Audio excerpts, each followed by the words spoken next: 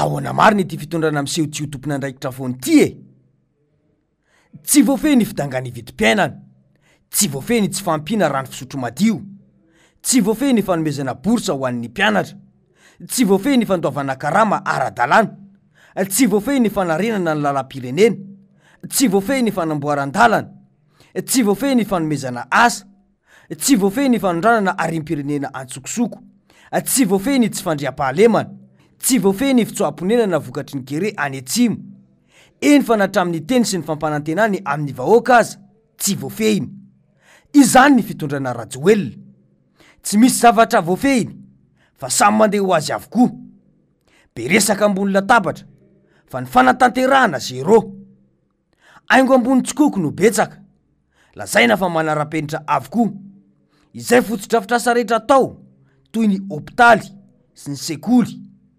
Kanefa ny zanany aza, tsy misy amin'ireo akory no mianatra. Misy université mpanjakana eto, kanefa dia any ivelany ny azy no mianatra. Fa ny zaza malagasy miady lava sy mifampitoraka lacrymogène ampitandro ny filaminany, isaky ny mihetsika eto. Misy hôpitaly lazaina fa manara-penitra eto, fa zay mpitondra sy olona ambony marary. Eny fa ireo faran'izay mpisolelaka amin'ny fitondrany io aza, tsy samy tsabo-tena ao akory, fa efa sana isaky ny mihetsika. Ny zavatra tsapa atreto, dia miaina ao anatin'ny lainga tanteraka ny vahoaka malagasy. Mpitary baty vilam-bava ny mpitondra. Tsy misy tsy mikaikaika amin'ny vidim-piainana ankehitriny. Samy taraina avokoa ny rehetra. Ary efa betsaka amin'ny fianakaviana no manena ny fandaniana ara-tsakafo isan'andro, vokatry ny amafy ny fiainana izany. Ny mahagaga nefa, dia miala tsy ho tompona andraikitra foana ny mpitondra malona ny olana mitranga eto amin'ny firenena. Ireo mpisolelaka tsy mahita izay iainan'ny vahoaka no tena mandrangaranga izany. Kobokobon'ny marina, ka milaza tsy antaniana nefa avy eo. Tsy manana ny tena toa-kevitra intsony amin'ny tsy fahombiazana ny fitantanana ny firenena izao, any ka lasa miteniteny foana ny ankamarony. Ity aloha, ny fitarainam-bahoaka momba io resaka vidim-piainana io. Parivon'ny andro tena resaka ray kapoaka, roa kapoaka, ray kilao, parazara vao misy an'izany 5 kilao zany. Menaka tena ohatranay izao tsy manao raha tsy diman-jato. Siramamy tena efa hiditra tsy haiko na 10 andro na herinandro zao tsy nanana siramamy. Lafarinina koa etsy an-daniny tsy haiko na ohatrinona fa zay zao tsy manana. Za zao nanao PPN mihitsy manao épicerie kely. Tamin'ny tapabolana naka menaka ray bidon mbola 7 arivo 7 alina sy ray hetsy. Fa zao maka menaka ray bidon vao omaly 7 arivo sy 9 alina sy ray hetsy. Dia ohatrazay foana zany no fiakatra ilay izy hoe ao anatin'ny herinandro ianao miova intelo ny vidiny entana. Dia tsy maro toetra tsony zany ilay vidiny entana misy fa tsy haiko hoe inona ny dikany. Ary afaka kelikely dia tena hita hoe tsy ho zakany fa efa ambidiny rehetra tsony mihitsy. Dia lôzika be raha tsisy tsena tsony mihitsy hoe tsisy tsena. Ary rehefa vahoaka ka olona dia mitaraina ary tena hoe mitaraina. Dia tsy maintsy iny no entiko isam-bolana fa ny zavatra azo toko dia misy satria x2 na x2,5 an'ilay prix taloha zany prix ny zavatra amin'izao. Vidy tsikelikely, zay ho lefa Tomasina maka. Mitetitety tsena zegny zay vao mividy mizaha ilay moramora. Satria vidin-draha zao nakatra be mihitsy, isan'andro makatra vidin-draha. Tegna mafy mihitsy aloha ilay fiainana. Mazava amintsika rehetra angamba ny fanazavana izay nataony teo izay. Tsy neto andre ny vohitra ihany no mahatsiaro sahirana ankehitriny io, fa hatramin'ireo tantsaha eny ambany vohitra ihany koa. Hoy mantsy izy ireo hoe fambolena vary zao ny azo tamin'ity namboly vary ketsana 10 dia matin'izany teo anketsana 4 teo. Karaha misy an'andro 5 arivo nefa ny enina kapoaka nazo niny dia inona sisa ny ambiny eo tsy mahazo kafe siramamy tsony. Nefa n'izay enina sa 7 mianaka ny ray trano. Saratra mividim-bary ohatriny. Le mpitondra tsy mety hampidina an'ilay izy. Eo atoko mba ampidinina aloha ilay fiainana hoe mba hidina daholo ny vidim-piainana rehetrarehetra. Tsisy naharatsy ny fitondran'ny dada, dia izay mba miangavy ny iverenan'ny dada ilaminanay. satria nanenkizy izy teto aminay teto voavoatsy daholo ny saram-pianarana rehetrarehetra amin'izao fotoana zao zara fa mahameritra lahy ary atao mba maso hita mihitsy zay ety ambanivohitra aty ka mba hontoanja ho fitaraina ety ambanivohitra zao tena mijaly ety tena mijaly vidim-piaina ila tsoaraka tsony ka zay ny mba angatahanay ary nirarinay any iverenany data mitaraina hatramin'ny mpamboly vary ankehitriny fambolena no andaniny ny andro toko-piainany kanefa dia miara-miaina amin'ny vidin'ny vary miakatra sy lafo ankehitriny dia ho gaga ve isika raha toka satrotra sy miakatra isan'andro ny vidim-bary eto amintsika dia tsy menatra akory ny eo anivon'ny fitondrana milaza fa tsy avy amin'izy ireo no antony mahatonga ny fiakarany vidim-piainana io hoy indrindra mantsy ny fanazavan'izy ireo hoe ny fiakarany vidim-piainana tsy miankina amin'Andriamatoa Andry Rajoelina na Andriamatoa Prime Ministre Christian Tsay na Andriamatoa Edgar Razafindrava mpiandraikitra ny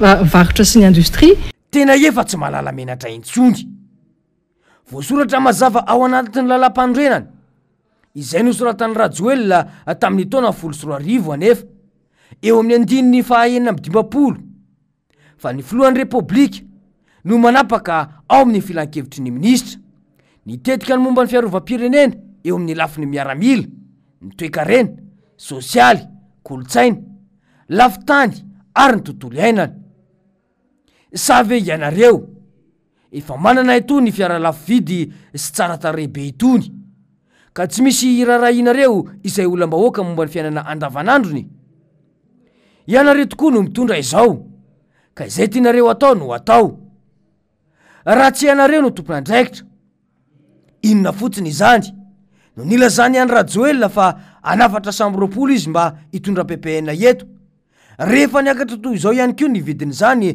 teo aloha teo diso ny solelaka loatra any ka tsy mahafantatra isony ny tena antom-pisina eo amin'ny fitondrana ninonino nambara dia tomponantoka ny mpitondra miainga avy any amin'ny Rajoelina izany ka hatrany amin'ny ministra eny fa hatrany amin'ny resonym-bavambahoaka titena ka tsy mahafantatra afa-tsy manangatanana ho tombontsoan'izy ireo manokana ao amin'ny anteny miram-pirenena manoloana ny fahavoazan'ny vahoaka malagasy ankehitriny izao io ny tsy fahaizana mitantana sy ny fitiavantena no mahatonga ny fiainam-bahoaka toy izao ahoana moa no hidinany vidim-piainana amin'ny fanafarana entana isaky ny mihetsika ity raha toe-karena no resaina fotsiny dia samy malala ny rehetra fa miankina amin'ny devizy na ny fanakalozana arabola ny vidim-piainana ny tantsaha tokony hamokatra amin'ny resaka vary tsy atosika sy tsy homena fanampiana mba hiasany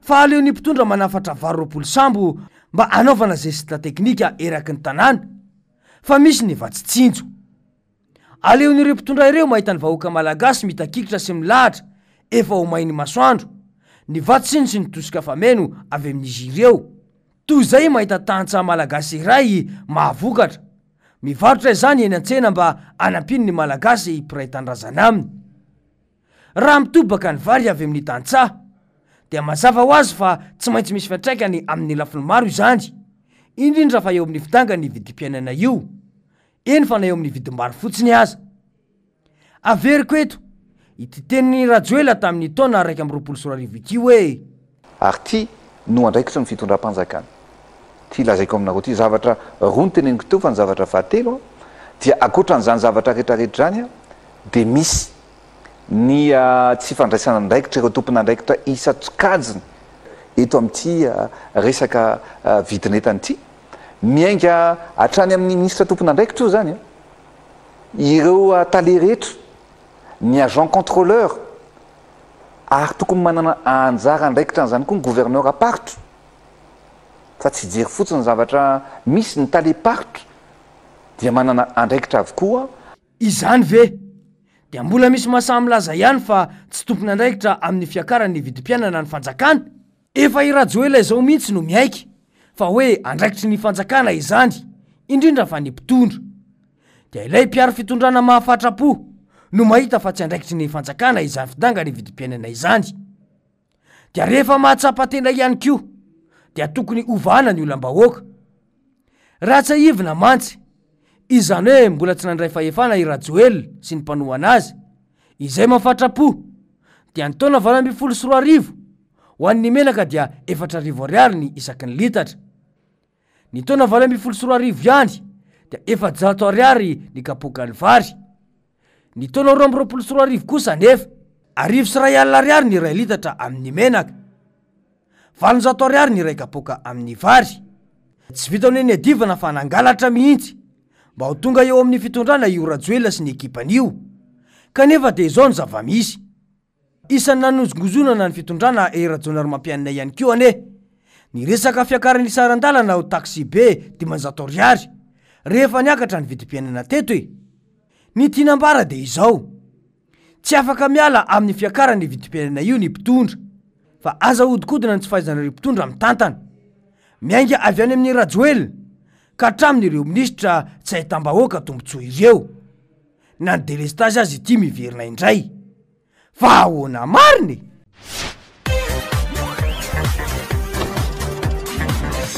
Ahoana mariny.